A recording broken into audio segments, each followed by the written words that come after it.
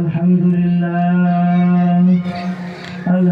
لله الذي جعل الشمس والقمر بحسبان والنجم والشجر يسجدان وفضل زمانا على زمان كما فضل مكانا على مكان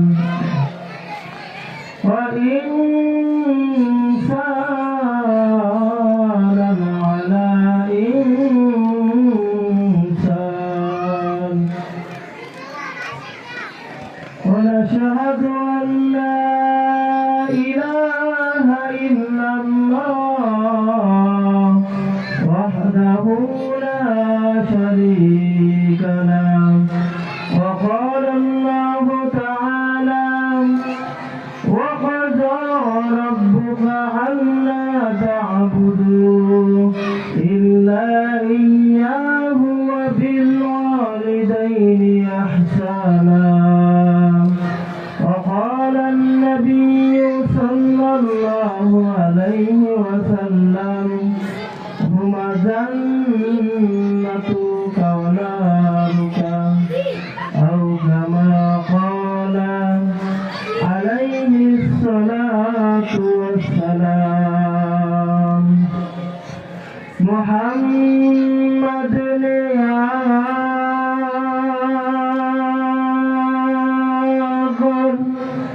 كفرك متايا كفرك متاكر صداقة بتايا اللهم صل على محمد وعلى آل محمد كما صليت على إبراهيم وعلى آل إبراهيم إنك حميد مجيد اللهم بارك على محمد وعلى آل محمد كما باركت على إبراهيم وعلى آل إبراهيم إنك حميد مجيد জমিনে মানুষের মরণ হবে জমিনে মানুষের মরণ হবে সাধের দুনিয়া ছাড়তে হবে সাদা কাফনে জড়াতে হবে দুদিনের দুনিয়াটা ছাড়তে হবে জমিনে মানুষের মরণ হবে জমিনে মানুষের মরণ হবে মিশে দুনিয়ার মিশে মায়া মিশে দুনিয়ার ভালোবাসা মিশে দুনিয়ার লোভ লালসা মিশে দুনিয়ার স্বপ্ন আশা মিশে দুনিয়ার ভালোবাসা জমিনে মানুষের মরণ হবে জমিনে মানুষের মরণ হবে পাখির গানে গানে হাওয়ার টানে টানে ওই নামেরই গান শুনে মন ওই নামেরই গান শুনে মন ভাই যে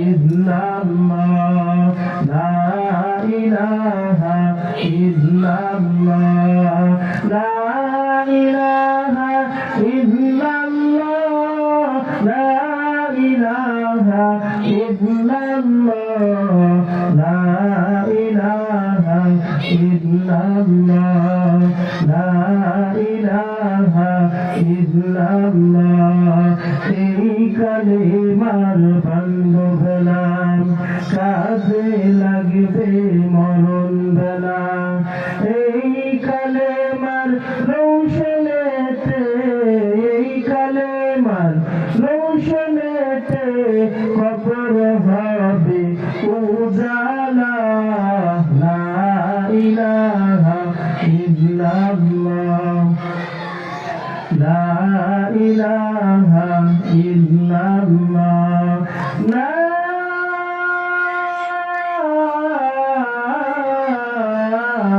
ইলাহা ইল্লাল্লাহ মুহাম্মাদুর রাসূলুল্লাহ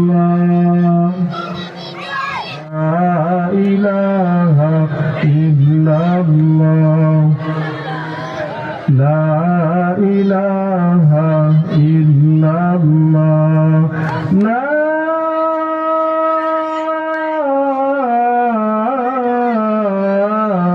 ইলাহা ইল্লাল্লাহ মুহাম্মাদুর রাসূলুল্লাহ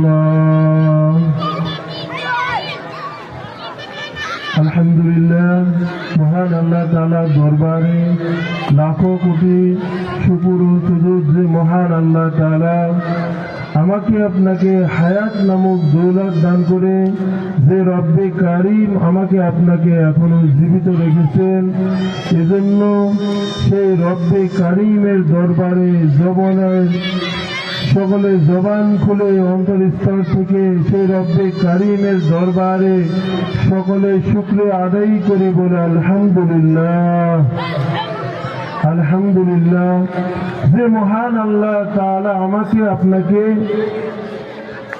বিশ্বের মধ্যে সকল জাতির মধ্যে থেকে তেমনি ভাবে গরু ছাগল ভেড়া দুম্বা সকল প্রাণীর মধ্যে থেকে আমাকে আপনাকে আশরাফুল মাখলুকাত সৃষ্টির সেরা জীব বানিয়ে আমাকে আপনাকে ধন্য করলেন এজন্য সেই রব্বে কারিমের দরবারে আরেকবার শুকরিয়া আদায় করি বলে আলহামদুলিল্লাহ আলহামদুলিল্লাহ আমরা যদি সেই মহান আল্লাহ তাআলার শুকরিয়া আদায় করি তাহলে সেই মহান আল্লাহ তাআলা আমাদের নিয়ামত বাড়িয়ে দেবে যারা বলেন কি দেবেন আমাদের নিয়ামত বাড়িয়ে দেবেন কারণ আল্লাহ পাক রব্বুল আলামিন পবিত্র কোরআনুল কারীমের মধ্যে বলেন লাইন শাকারতুম লাযিদান্নাকুম ওয়া লাইন কাফারতুম ইন্না আযাবি লাশাদীদ আল্লাহ সুবহানাহু ওয়া তাআলা বলেন যদি তোমরা আমার শুকরিয়া আদায় করো তাহলে আমি তোমাদের নিয়ামত বাড়িয়ে দেব আর আমার যদি অস্বীকৃত হও তাহলে ইন্না আযাবি লাশাদীদ আল্লাহ পাক রব্বুল আলামিন বলেন কঠিন আযাবে গ্রেফতার করবেন এজন্য সে মহান আল্লাহ তাআলা শুকরিয়া আদায় করব বর্তমানে দেখা যায় ছাত্র তার শিক্ষকের শুকরিয়া আদায় করে না শিক্ষক তার ছাত্রের শুকরিয়া আদায় করে না শ্রমিক তার মালিকের শুকরিয়া আদায় করে না তেমনি ভাবে আমাদের শুকরিয়ার অভাব অথচ আল্লাহ রসুল সরকারে দোয়ালম নবী মুহাম্মদুর রাসূলুল্লাহ সাল্লাল্লাহু আলাইহি ওয়াসাল্লাম তিনি বলেন আত-তাইমুশ শাকিরু বিমানজিলাতিস সাইমিস সাবির আল্লাহ রাসূল বলেন যে ব্যক্তি আহার করে শুকরিয়া আদায় করবে তাহার মর্যাদা ধৈর্যশীল রোজাদার সমতুল্য জোরে বলেন সুবহানাল্লাহ এজন্য আমাকে আপনাকে শুকরিয়া আদায় করতে হবে কারণ আল্লাহ রাসূল সাল্লাল্লাহু আলাইহি সাল্লামের ভাষা মতে যে যেখানে আল্লাহ তাআলার একত্রবাদের কথা হয়, যেখানে আল্লাহ তাআলার বরত্ব, আল্লাহর গুণগান গাওয়া হয়, সেটা জান্নাতের বাগান। জোরে বলেন সুবহানাল্লাহ। যেখানে আল্লাহ তাআলার একত্রবাদের কথা হয়, আল্লাহ রাসূলের কথা অনুযায়ী আমরা জান্নাতের বাগানে বসতে পেরেছি। এজন্য সে মহান আল্লাহ তাআলার দরবারে আরেকবার শুকরিয়া আদায় করি, বলে আলহামদুলিল্লাহ। তো যেখানে আল্লাহ তাআলার একত্রবাদের কথা হয়, সেই মজলিসে আল্লাহ তাআলার ফেরেশতারা এসে কানায় কানায় পূর্ণ হয়ে যায়। জোরে বলেন সুবহানাল্লাহ। শুধু তাই নয়, যেখানে আল্লাহ তাআলার বরত্ব গুণগান গাওয়া হয়, সেই মজলিসে ফেরেশতাদের দ্বিতীয় দল আসমান থেকে এসে জায়গা না পেয়ে ঘাড়ের উপরে বসে তারা জমিন থেকে আসমানের দিকে উঠতে থাকে। জোরে বলেন সুবহানাল্লাহ। শুধু তাই নয়, তৃতীয় দল যখন জায়গা না পায়, তেমনি ভাবে জমিন থেকে আসমান পর্যন্ত ফেরেশতারা ভরপুর হয়ে যায়। জোরে বলেন সুবহানাল্লাহ। এই উপস্থিতি শুধু ফেরেশতারা এখানে এসে বেষ্টন করে, এখানে শুধু তারা নীরব নিশ্চিত ভাবে বসে থাকে না। একদল ফেরেশতা দোয়া করেন, আল্লাহুম্মা গফিরহুম, হে আল্লাহ তুমি তাদের মাগফিরাত করে দাও, ক্ষমা করে দাও। জোরে বলেন সুবহানাল্লাহ। আরেকদল ফেরেশতা দোয়া করেন, আল্লাহুম্মা আরহামহুম, হে আল্লাহ তুমি তাদের প্রতি রহমত বর্ষণ করো। জোরে বলেন সুবহানাল্লাহ। তো এমনই পর্যায়ে আসমান থেকে আওয়াজ আসে, ইয়া ফুলান ইবনে ফুলান, হে অমুকের পুত্র অমুক, আল্লাহ তাআলা তোমাদের জীবনে গুনাহ মাফ করে দিয়েছেন এবং নেকি দ্বারা ভরপুর করে দিয়েছেন। জোরে বলেন সুবহানাল্লাহ। এজন্য যেখানে আল্লাহ তাআলার একত্রবাদের কথা হয়, যেই মজলিসে আল্লাহ তাআলার গুণগান গাওয়া হয়, সেখানে আল্লাহ তাআলার ফেরেশতারা আসে, তারা দোয়া করতে থাকে, মাগফিরাত করতে থাকে।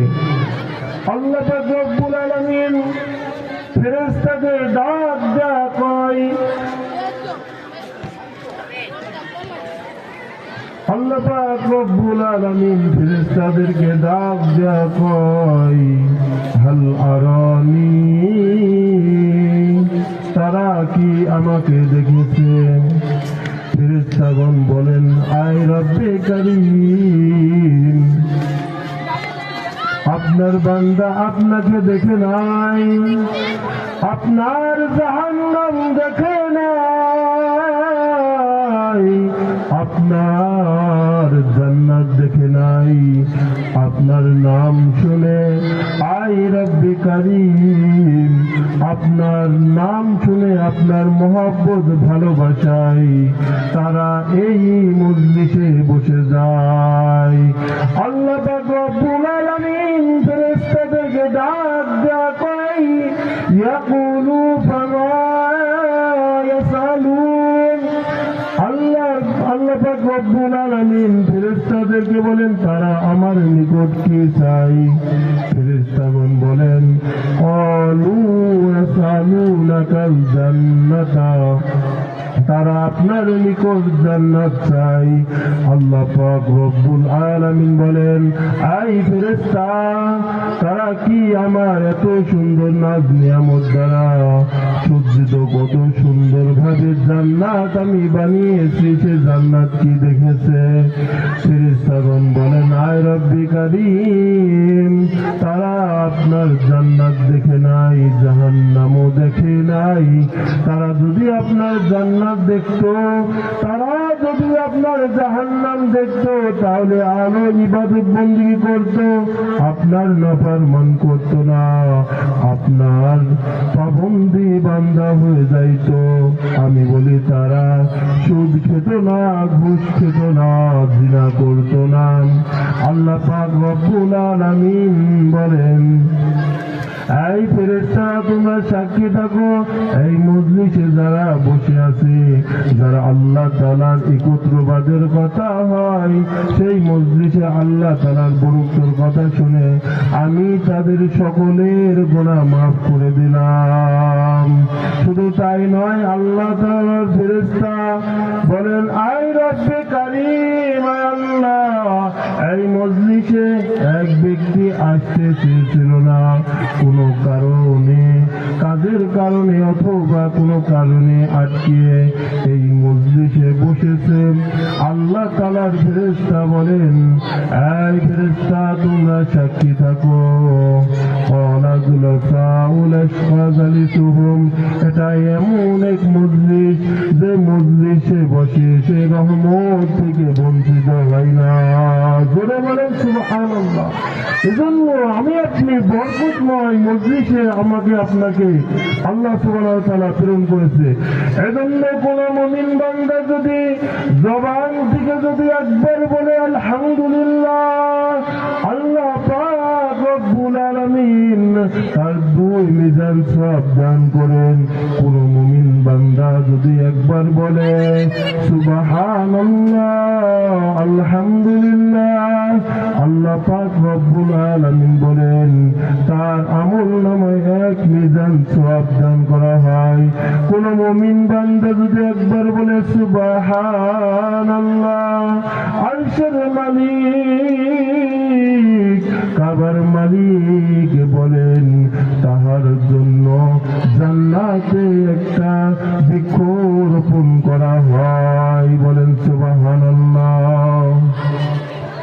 আল্লাহ পাক রব্বুল আলামিন বলেন আল্লাহ রাসূল সরকার আলম নবী মুহাম্মদুর রাসূলুল্লাহ সাল্লাল্লাহু আলাইহি ওয়াসাল্লাম বলেন সেই গাছটা এত বড় এক তেজ রক্তর ঘোড়া যদি 500 মাইল দৌড়াইতে থাকি তার হায়াত শেষ হবে, গাছের ছায়া শেষ হবে না।